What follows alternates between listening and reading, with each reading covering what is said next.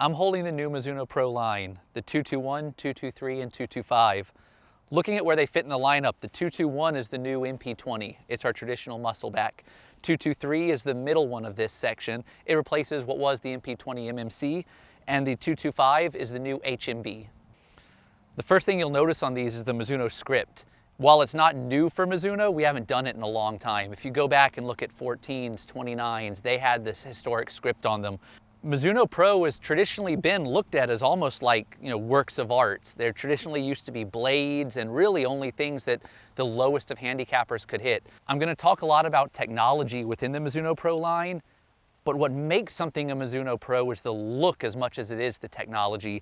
And we hide a lot of that technology because the better player doesn't necessarily want to be reminded or shown off with a lot of flash. We want that technology underneath a beautiful look.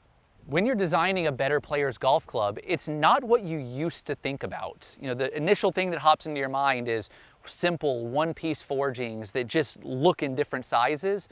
But ultimately, the better player now needs a lot more out of his performance of his equipment. He needs height, he needs spin, he needs angle of descent. All these technologies that we've packed into the Mizuno Pro line. The naming is a little bit different this time around. We have the 221, 223, 225. That third digit is about how forgiving that golf club is. 221 is the most demanding, up to the 225 being the most playable. Your first thought when you see these three is that the blade's going to be really demanding, that the 225 is going to be pretty easy to hit, but it's going to come with a lot of size. It's actually the opposite of that, where the 221, the muscle back, it's a lot easier to hit than a traditional muscle back would be. And when you get to the 225, even though we've added a lot of forgiveness to it, the size is compact and it looks the part. The Mizuno Pro line, even though there's lots of difference in terms of forgiveness from top to bottom, they all sit on the same foundation, and that's grain flow forging. You're going to get that feel from top to bottom. On top of that, you're going to have the copper underlay that lives throughout the line. So even your longest distance iron on the 225, you're going to have a phenomenal feel that actually reminds you of the Mizuno Pro 221. Looking at this middle club in the set, it's a lot different than where we've been. If you go back a few generations, with the MP18, we had the SC, or shallow cavity, split cavity model in between. There was a one-piece grain flow forged. Next year with the MP20, we actually had the MMC as the middle one. That was a tie muscle design, which tie muscle was great about moving mass around, but not great about generating ball speed. This new one, where we bring the chromoly material into the 223, now you're gonna get feel, you're gonna get distance, and you're gonna get forgiveness. All of them are going to deliver very similar launch parameters, but it's all about speed, and the speed behind that comes from the different technologies.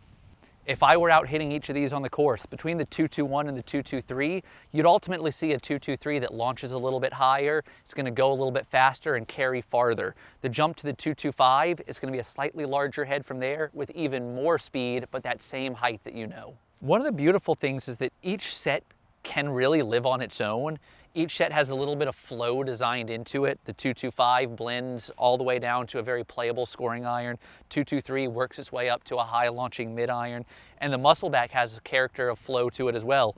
When I'm putting a combo set together, I like to start with the core irons, the core being the mid to short irons, because those are the ones that you really dial in your control from. And then you start looking for, where do I need more launch, or where do I need more help? And then where am I willing to sacrifice a little bit of that control to get more launch? The thing that'll surprise people the most out of these irons is every one of them has taken a step back in terms of size, meaning they got smaller, they got cleaner, but the performance on every one of them got faster. The professional game and the elite amateur game has really evolved over the last number of years to become more of a game in the air. You need height, you need angle of descent, you need a ball that's going to stop, and these clubs reflect that change in the game. History in the making is not about nostalgia. History in the making means that we are creating something that's going to be viewed as significant in the future.